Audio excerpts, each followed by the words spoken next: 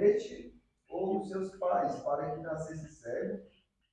Jesus respondeu: nem ele pecou, nem seus pais, mas foi assim para que se manifestem nele as obras de Deus. Convém que eu faça as obras daquele que me enviou, enquanto é dia. A noite vem, quando ninguém pode trabalhar. Enquanto estou no mundo, sou a luz do mundo. Tendo dito isto, cuspiu na terra e com a saliva fez lodo e untou com lodo os olhos do cego. E disse-lhe: vai e lava-te no tanque de Siloé, que significa o enviado. Foi, pois, e lavou-se e voltou vendo. Glória a Deus. Então, a primeira forma que a Bíblia usa, a primeira linguagem, é a literal, como acabou de ler. Isso aconteceu. Um cego de nascença, Jesus estava passando tal, viu um cego de nascença. E o seu discípulo perguntaram: Senhor, quem pecou? Ele ou os seus pais? Porque eles tinham essa mentalidade. Que se a pessoa tivesse, por exemplo, a pessoa nascesse com algum problema físico, alguma limitação, foram os pais que pecaram e o filho estava pagando. Só que, isso, justamente. Só que no Antigo Testamento, em Ezequiel, Deus fala que não ia permitir mais isso. Por exemplo, os pais fazem e os filhos que vão pagar. É certo, irmão Manel? Por exemplo, o pai pratica uma coisa ruim e o filho que tem que pagar pelo pai? Não. Nada negativo. Cada um vai pagar pelo aquilo que fez. Ah, o pai fez um monte de coisa errada. Aí o filho nasceu, o filho tem que pagar pelo tudo aquilo que o pai fez? Não, o castigo vai vir para o pai. E aí, eles acreditavam nisso, que os pais dele pecaram, e aí ele ficou cego. Só que ele era cego de nascença. Então, não tinha como, por exemplo, ele pecar, e como é que ele pecou no ventre da mãe dele e nasceu cego? Não tem como. Não é possível isso. Porque a criança, quando está no ventre da mãe, ela não tem consciência do que é certo e do que é errado. Então, isso aqui aconteceu literalmente. Jesus chegou perto desse cego, cuspiu na terra, fez um lodo, passou nos olhos dele e mandou ele lavar no tanque de Siloé, que significa enviado. Isso aconteceu. Isso não é para a pessoa pode trazer alguma parte espiritual e tal, pode, mas isso literalmente aconteceu. Jesus cuspiu na terra, fez o lodo e passou nos olhos do cego. E aí ele foi curado. Fala. Você viu aquela mensagem aí no celular? Não. Foi ontem. O pastor pegando aí, que o pastor queria fazer umas perguntas para ele sobre a pregação dele, se ele ia pregar mesmo, não sei o quê. Então, deixa eu pegar para te mostrar quem foi lá. E ele falou a verdade na Bíblia do dia. Sim. Todo mundo aplaudiu por quê? A verdade, conheceria a verdade Os libertará. Justamente. Por quê? Isso. Literal. Isso é literal. Conhecereis a verdade e a verdade vos libertará. Isso é literal, porque a verdade liberta, que é a palavra de Deus. Então, o segundo tipo de linguagem, figurativa. Lucas 22, 19 e 20. Abre aí. Algum irmão ou irmã. Lucas 22, 19 e 20. Linguagem figurativa. Tomando o pão, deu graças, partiu e deu aos discípulos, dizendo: Isto é o meu corpo. Isso é... Perdão. Eu errei aqui. É Lucas 16, 25. É Lucas 16, 25. Isso que eu achei estranho, não foi nada a ver.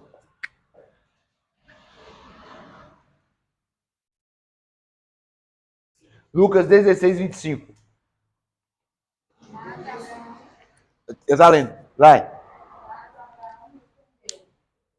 Hã? Vai, Lucas 16, 25. não é não? Amém. Então Não, então eu escrevi errado aqui. Não. Lucas 18, perdão. É o jovem rico. Lucas 18. Lucas 18, 25.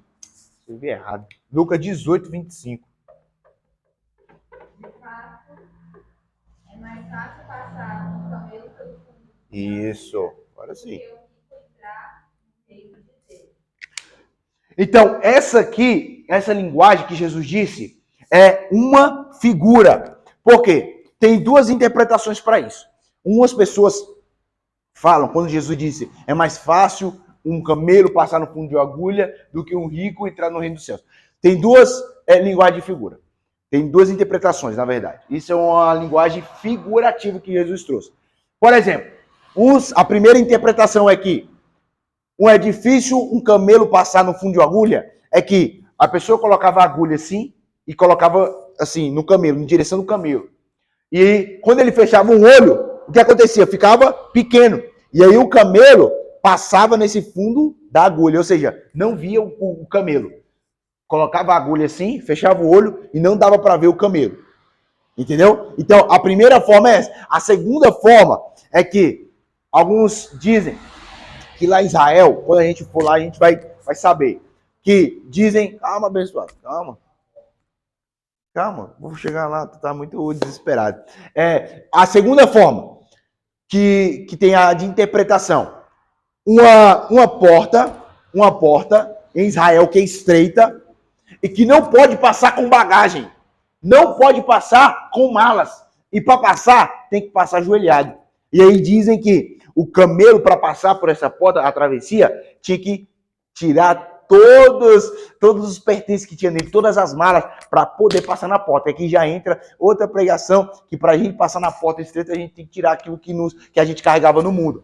Então, a segunda forma de interpretação é essa, que tinha uma porta e o camelo para passar tinha que passar ajoelhado e bem estreito. Então, essas são as duas formas. Mas, independente de qual forma que seja, Jesus estava dizendo que é muito difícil o rico entrar no reino dos céus. Então, Jesus usou uma figura de uma agulha com um camelo, dizendo que é mais fácil o camelo passar no fundo da agulha, né? Colocar assim, fecha o olho e coloca, do que um rico entrar no reino dos céus. Fala, Manel, você está doido para falar hoje? Não, era só isso mesmo. O quê? Era o cinto do camelo passar, era o cinto que ele tinha que tirar As malas. as malas. Justamente. Porque a porta era tão estreita que Tinha que tirar. Justamente. Muito bem. hoje, o mundo de hoje. Sim. Você pode sair de lá, carregar, do que não presta, tem que limpar para tirar todo o peso dele. Muito bem. Tirar os carrapichos. Tem que tirar os carrapichos. Tem que se libertar de tudo. Olha, libertaram um mendigo na cidade de Anápolis Ah, em 1990 e alguma coisa. sim. É tão tal que ele se libertou. Você vê como é que é o cativeiro de Satanás na vida do ser humano. Ah, Tinha até carrapicho nascido na cabeça dele. Carrapicho que eu vejo. sei. Porque ele ficou muito tempo na rua. Muito tempo na rua. Porque ele já Não tomava banho, não cuidava da cabeça dele. Para você ver como é que é o que Satanás faz na vida do ser humano. Justamente. E aí, quando vem para Jesus, tem que ter toda uma transformação. Eu já participei dos estudos sobre aquelas mulheres lá da Coca-Cola. Sim. Que elas estão ali, não é, às vezes, não é por causa Por causa do dinheiro. Tá preso aquilo. Tá preso.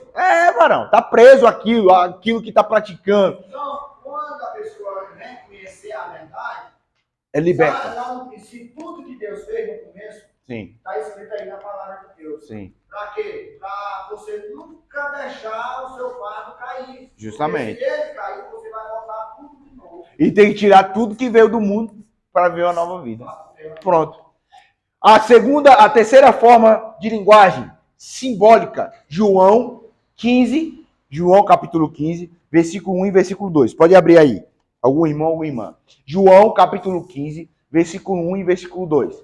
Terceira forma é a simbólica, a linguagem de simbologia. Eu sou a videira verdadeira, e meu pai é o agricultor. Todo ramo que, estando em mim, não dá fruto. Não dá fruto. Ele corta, e todo o que dá fruto, ele poda. Então, Jesus usou essa linguagem de figura, essa linguagem que é a simbólica. Jesus literalmente é uma videira? Jesus literalmente é uma videira? Não. Deus literalmente é o lavrador? É o agricultor? Não. Nós literalmente somos os ramos? Não. Jesus usou uma analogia de uma videira de ramos. Os ramos são ligados na videira. E um lavrador, ele vai cuidar dos ramos para que venha crescer mais. A videira está em ótimo estado, só que os ramos têm que ser cortados, têm que ser podados para poder crescer. E aqueles que não estão germinando, aqueles que não estão dando fruto, eles são cortados. Então Jesus fez essa simbologia de que essa videira é ele, os ramos somos nós. E aquelas pessoas que estão em Jesus e não dão frutos, elas são cortadas. E aquelas que estão em Jesus, elas são podadas. Para quê? Para crescer mais ainda. Para desenvolver mais ainda. Então Jesus usa essa terceira forma de linguagem. Uma vez eu vi um estudo e fala que Jesus usava bastante parábola, Simbologias. linguagem simbólica, figurativa também, porque naquele tempo o povo não tinha muito estudo, não tinha muito conhecimento. Justamente. Por isso que Jesus usava muito assim, muita parábola, né, que você vê, onde Jesus vai contar certas parábolas. E mesmo assim o povo não entendia. Jesus contava, aquela parábola do semeador. Do semeador. Porque o povo gostava, o povo mexia muito com a agricultura naquele tempo. Então Jesus às vezes falava, igual ele está falando da videira, né? Sim. Então Jesus usava muita linguagem figurativa e simbólica, né, as parábolas, para que o povo pudesse entender. Que Jesus falando isso aqui, aí as pessoas já iam abrindo a mente das pessoas. Mas mesmo assim tinha gente que não entendia. Que até aquela série do semeador, se eu não me engano, do joio e do trigo. Sim. Que aí os discípulos não entendem, né? O semeador. Aí os discípulos vai perguntar. Vai precisar explicar as palavras. Aí Jesus fala, para vocês é revelado o reino do céu. Certo. Mas para eles não. Por isso que eu falo em parábolas. Por isso que eu falo em parábolas. E não abertamente. Ou seja, Jesus às vezes sempre fala igual, eu sou a porta. Sim. Jesus fala, eu sou a videira. Mas não é literalmente. É porque o povo também não tinha. Não tinha, justamente. Aí Jesus usava essa forma para atrair a atenção das pessoas. E mesmo Jesus usando essa linguagem fácil assim, né, que nós compreendemos hoje, o povo não conseguia entender. Mesmo Jesus falando essas passagens assim, eu sou a porta e tal, ele é o pastor, as pessoas são as ovelhas, as pessoas não conseguiam entender. Igual Jesus disse que ele era o pão vivo que desceu do céu e que ele dava a carne dele, e aí eles falavam, uai, mas a gente vai comer a própria carne dele, em João capítulo 8. Então eles não entendiam muitas vezes o que Jesus dizia, só que é como está escrito, que Jesus usava isso também para que muitos não entendessem. Aqueles que se achavam poderosos, sábios, não entendiam as parábolas de Jesus, irmão. Porque aquilo que as pessoas que são importantes acham que conseguem entender, Jesus esconde. E aquelas pessoas que não são importantes, são menos importantes, Jesus revela para que venha entender. Jesus esconde as coisas grandes dos pequenos, dos grandes e revela as coisas grandes para os pequenos. Diga. A passagem de Apocalipse, eu acho que é Apocalipse. Sim. 12, e fala do dragão e da mulher. Da mulher. Só que ali é tipo uma figurativa. Justamente. Aí a pessoa vai, eita, o dragão vai atrás da mulher. A diadema. Fala que não pode usar diadema. Aí só que ali é tipo assim, tá explicando que o dragão é o diabo. Justamente. Né? Então, é porque tipo assim, a Bíblia ela tem muita forma figurativa e simbólica. E a pessoa não pode, irmão, quando você for ler, você tem que entender se é aquilo que está falando é literal, é um sentido figurado ou é uma simbologia. Porque muitas vezes a pessoa, se você, tudo que você lê no Apocalipse, se você pensar que é literal, você vai ficar doido. Por exemplo, a besta que saiu do mar. Ah, irmão, não pode tomar banho na praia porque a besta vai vir do mar. Não, irmão. O mar significa pessoas. O mar significa pessoas, multidão. Então não significa, não pode tomar banho na praia. Não, quem criou a praia foi Deus. O Apocalipse, a metade dele é figurativo. Figurativo, uma figura. Uma parte dele é figurativa. Aí a pessoa, se ela não entender isso, que não é literal, a pessoa começa a, ser muito religioso. Falar que não pode isso, falar que não pode aquilo. Por exemplo, não pode usar vermelho, irmão, porque lá em Apocalipse um dos cavaleiros que está no cavalo, ele usa vermelho, não pode usar marrom, não pode usar preto. Só que não é isso, irmão. Então, tudo isso é uma figura de linguagem que nós temos que entender. Amém? Então, a primeira forma, como é que nós podemos dizer? A tradição que a igreja romana colocou, a transubstanciação, que transformava, que acreditava que literalmente transformava o corpo de Jesus, o pão no corpo de Jesus, e transformava o cálice no sangue de Jesus. Então vamos lá. Para a segunda. A segunda forma é a consubstanciação, que os protestantes, os seguidores de Martinho Lutero, acreditavam que que comiam a carne e bebiam o sangue de Jesus. A segunda forma, consubstanciação. Anote aí. Acreditavam que comiam a carne e que também bebiam o sangue. Só que isso era uma figura também. Isso é uma simbologia que Jesus disse. O pão, ele simboliza a carne de Jesus. E o sangue simboliza como é que fala o nome? O suco simboliza o sangue de Jesus. Não é literal. E a terceira forma, tradição pentecostal, que é o que nós acreditamos, que o pão simboliza o corpo de Jesus. E o suco simboliza o sangue de Jesus. Não é literal, irmão. É uma simbologia. E assim, eu já vi pessoas que participaram da ceia, estavam doentes e elas foram curadas. Pessoas que participaram da ceia e foram curadas. Por quê? Porque participaram do corpo e do sangue de Jesus. E assim, muitas vezes a gente está dentro da igreja há muito tempo, a gente começa a achar normal participar da ceia todo primeiro sábado. Só que não pode ser normal, irmão. Tem que ser algo novo, tem que se alegrar quando for dia de ceia. Vocês já perceberam que o culto de ceia é uns cultos assim mais arrastados, mais pesados? Eu não sei o que acontece, desde a outra igreja lá que é assim. A maioria das igrejas é assim. O culto de ceia tem que ser um dia de celebração, irmãos. Tem que ser um dia de júbilo, de alegria. Não que os outros cultos não sejam. Tem que ser. Por quê? Porque nós comemoramos a morte e a ressurreição de Jesus. A vitória de Cristo sobre a morte. Amém? Então vamos lá. Terceiro. Segundo tópico.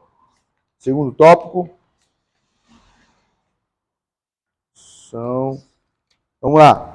O propósito da ceia. Irmã Cleia. Celebrar a expiação de Cristo.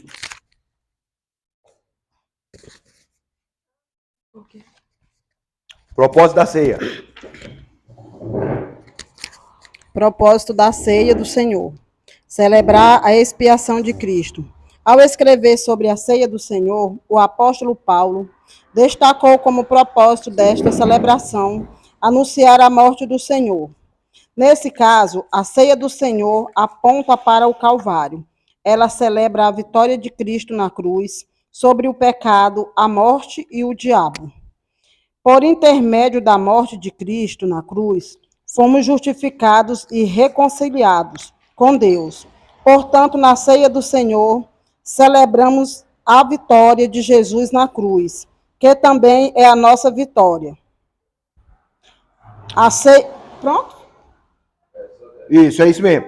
Irmã Raquel, pode ler? Proclamar a segunda vinda de Cristo.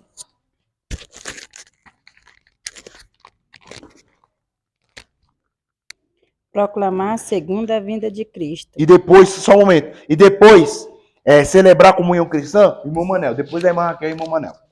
Pode ler, irmã. A ceia do Senhor, proclamar a segunda vinda, logo a um sentido escatológico. Na celebração da ceia do Senhor, quando essa bendita esperança é pedida à igreja se circularizar assim na ceia do Senhor. A igreja mantém um olhar no passado, quando completa a vitória de Jesus na cruz, mas também manter ao seu olhar no futuro, esperando, ansiando por sua segunda vinda. Ao contemplar o retorno de Cristo, a igreja lembra que é peregrina nesta terra e que a sua pátria não é aqui. Irmão Manuel. A celebração, comunhão com o cristão. Uma das razões que Jeová, o apóstolo Paulo, criava a sua primeira santa ceia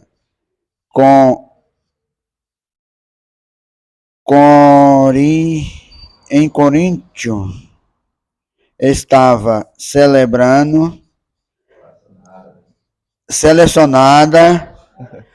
relacionada. Glória a Deus. É um trem. E quando divulgava entre os irmãos daquela igreja. Em 1 Coríntios 1:11. Tem que ler e ler também os versículos, viu, meus irmãos amados? E irão. Esse camarada não é brincadeira. Problema recebeste entre os em Coríntio estava o primeiro e também durante a celebração da ceia do Senhor, Paulo reprovava, pois isso em Coríntios 11:17 o clamava. E em falta de conhecimento, comunhão, deixava de ensinar em Atos 2:4. Atos 2:42. Em João 1:7. Neste sentido, o lugar da não aprenderei pelo outros para celebrar a ceia junto em 1 Coríntios 11:21, quando iram aos primeiros, divulgava ali a instrução entre este é a celebração da ceia do Senhor. Em primeiro, todos os senhores,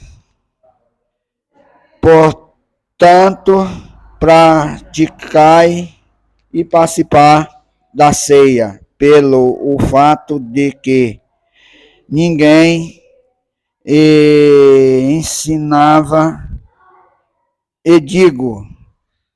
Tá onde, Manel? Vocês não falaram nada, ele já passou disso aí, eu tava escrevendo aqui. Já leu, abençoado. Não pode falar. Porque vocês não falaram. Vocês são difíceis demais, viu? Vamos lá. Eu tô lendo. Vamos lá. Eu Os propósitos da ceia do Senhor. O primeiro propósito, fala comigo, anunciar. Não, tá fraco. Anunciar a morte do Senhor. Abre aí, 1 Coríntios 11:26. Segundo propósito, fala comigo, celebrar a vitória de Jesus na cruz. Fala não, tá fraco. Celebrar a vitória de Jesus na cruz. Colossenses 2:13 e 15, ao 15. Terceiro propósito, anunciar a vida do Senhor. Fala, anunciar a vida do Senhor. Filipenses 3:20 e 21. Quarto, celebrar a comunhão cristã. Fala comigo, celebrar a comunhão cristã. 1 Coríntios 11:33. Pode ler. Primeiro propósito, 11:26. 1 Coríntios 11:26. Leia. É uma pregação poderosa isso aí. Leia. Porque todas as vezes que comerdes este pão e beberdes o cálice, anunciais a morte do Senhor até que ele venha. Então, quando você participa do corpo de Cristo, você está anunciando a morte do Senhor. Está dizendo, ó, veio um homem aqui na terra, chamado Jesus, ele padeceu, ele sofreu por nós, ele se entregou por nós. Então o primeiro propósito é anunciar a morte do Senhor. Só que nós não vamos apenas anunciar a morte do Senhor, nós vamos celebrar a vitória de Jesus na cruz do Calvário. Por quê? Porque anunciar que uma pessoa morreu, qualquer um pode anunciar. Por exemplo, nós temos aqui, aí chega uma pessoa, irmão, fulano de tal morreu. O que essa pessoa fez? Anunciou a morte. Anunciar a morte, qualquer pessoa pode fazer isso. Mas celebrar a vitória sobre a morte, só Jesus que fez isso. Então, o segundo propósito, celebrar a vitória de Jesus na cruz. Colossenses 2, 13 ao 15. Leia.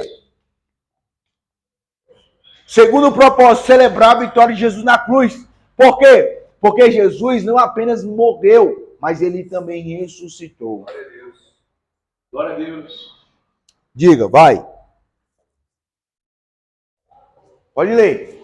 Vamos lá. Colossenses 2, 13 ao 15. Quando vocês estavam mortos em pecado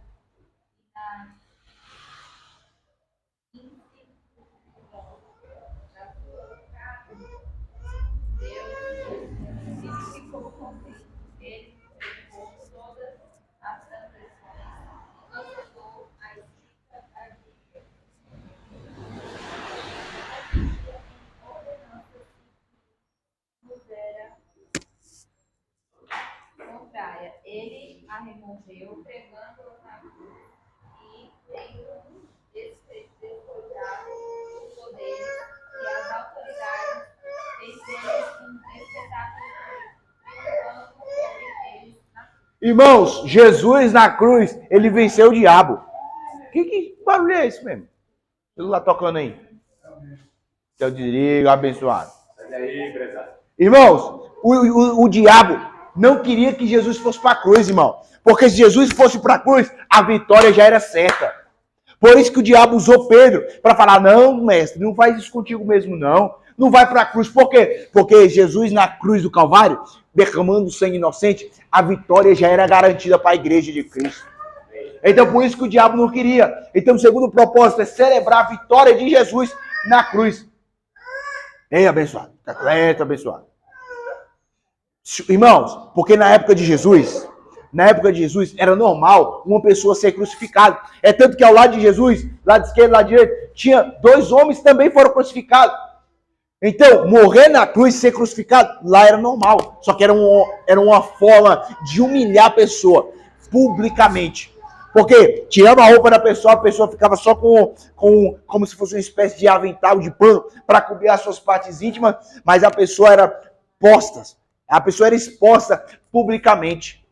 Então, Jesus ele foi humilhado na cruz, só que ele venceu, ele teve vitória na cruz. E o terceiro propósito, anunciar a vinda do Senhor. Filipenses 3, 20 e 21.